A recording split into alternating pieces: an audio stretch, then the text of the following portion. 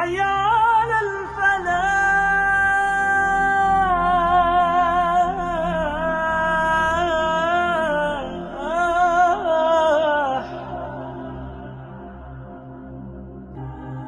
الله.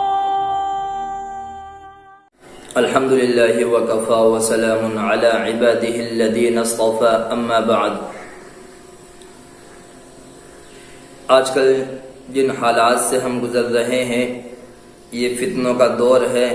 ہر طرف ہلاکتیں، بربادیاں، مصیبتیں اور پریشانیوں کا دور دورہ ہے. ہر قوم الجھنوں میں گھری ہوئی ہے. خصوصاً مسلمان تاریخ کے خطرناک دور سے گزر رہا ہے.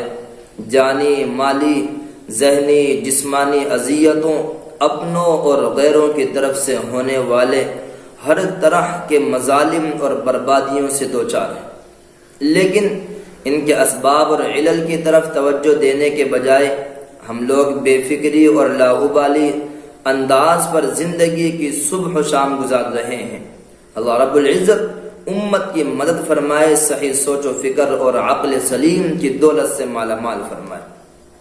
یہ وہ حالات ہیں جن حالات کا اللہ کے نبی صلی اللہ علیہ وسلم نے تذکرہ فرمایا اور فرمایا کہ قرب قیامت میں یہ حالات آئیں گے، یہ اسباب ہوں گے.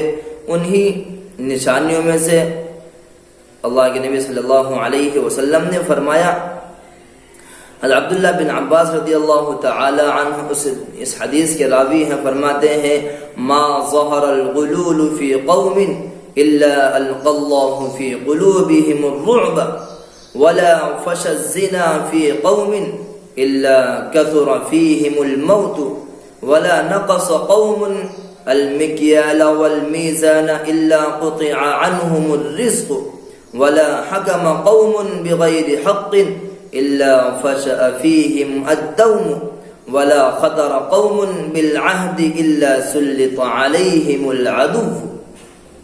عبداللہ بن عباس رضی اللہ عنہ سے مروی ہے کہ جب کسی قوم نے مال حرام عام ہو جاتا ہے تو اللہ رب العزت ان کے دلوں میں خوف اور دہشت کو بٹھا دیتے ہیں. اور جب کسی قوم میں زنا عام ہو جاتا ہے تو ان میں موت کی کثرت اور اچانک مرنے والوں کی زیادتی ہو جاتی ہے. اور جب کوئی قوم ناپ تول میں کمی کرنے لگتی ہے تو ان کے رزق کو گھٹا دیا جاتا ہے. اور ایسی قوم جو ناانصافی اور ظلم کرنے لگے اس میں قتل و قتال عام ہو جاتا ہے. اور جب کوئی قوم بدعہدی کا شکار ہو جاتی ہے تو ان پر دشمن کو مسلط کر دیا جاتا ہے. اس روایت کے اندر 5 گناہ اور ان کے نہایت بھیانک اور اذیت ناک وبال کا تذکرہ کیا گیا. پہلا گناہ فرمایا ما ظہر الغلول فی قوم الا القى الله فی قلوبهم الرعب. آپ دیکھ رہے ہیں کہ آج کل دنیا کی طلب اس قدر بڑھ گئی ہے، لوگوں کے ذہنوں سے حرام حلال کا فرق مٹ گیا ہے. مال و دولت کے حصول کے لیے ہر طرح کے حدود اور رکاوٹوں کو بلا خوف و خطر عبور کیا جانے لگا ہے.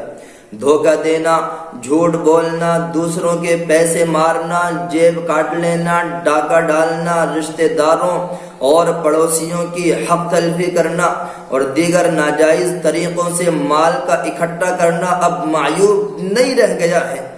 لیکن بہرحال حرام مال حرام ہی ہوتا ہے، اپنے ساتھ بربادیاں اور تباہیاں لاتا ہے.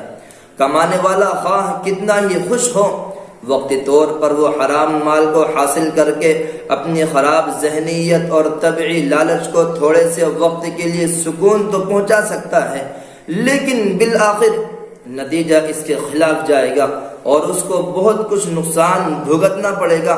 روایت کے اندر چند مخصوص گناہوں کے عام ہونے پر جن سزاؤں کا تذکرہ کیا گیا ہے وہ قوموں کے عروج اور زوال میں بڑی اہمیت رکھتے ہیں.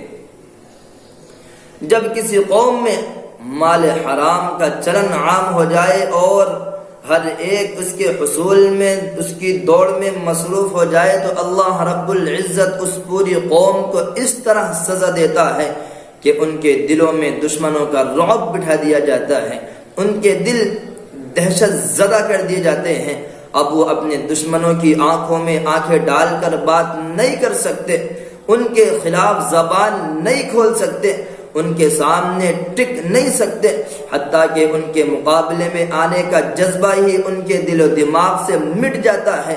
نتیجے کے طور پر ان کے دشمن جس طرح کا ظالمانہ اور اذیت آمیز برتاؤ ان کے ساتھ کرنا چاہتے ہیں کرتے رہتے ہیں اور وہ اف تک نہیں کرتے۔ کیا آج مسلمان قوم ان حالات سے دوچار نہیں ہے؟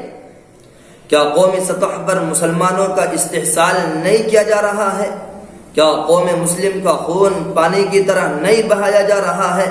کیا ان کی حکومتوں کو بے عزت اور رسوا نہیں کیا جا رہا ہے؟ کیا ان کے ملکوں میں بے جا مداخلت نہیں کی جا رہی ہے؟ لیکن ان تمام ناانصافیوں اور مظالم کے خلاف آواز بلند کرنے اور متحد ہو کر دشمن کا مقابلہ کرنے کی طاقت مسلمانوں میں کہیں نظر آتی ہے؟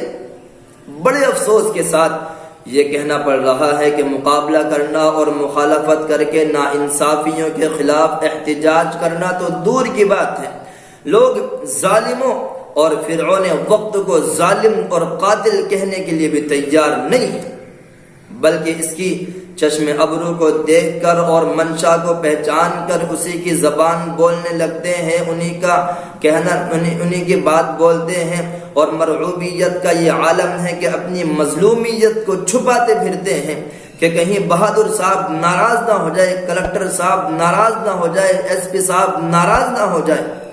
ہمیں غور کرنا چاہیے کہ کہیں ہماری کمائی میں حرام کا شائبہ تو پیدا نہیں ہو رہا ہے، کسب حرام کا چلن امت میں عام تو نہیں ہو رہا ہے۔ ہر ایک کو اپنے گریبان میں منہ ڈال کر اپنے اپنے طور پر اپنی کمائی کے ذرائع کا جائزہ لینا چاہیے اور سدھار کی بھرپور کوشش کرنی چاہیے۔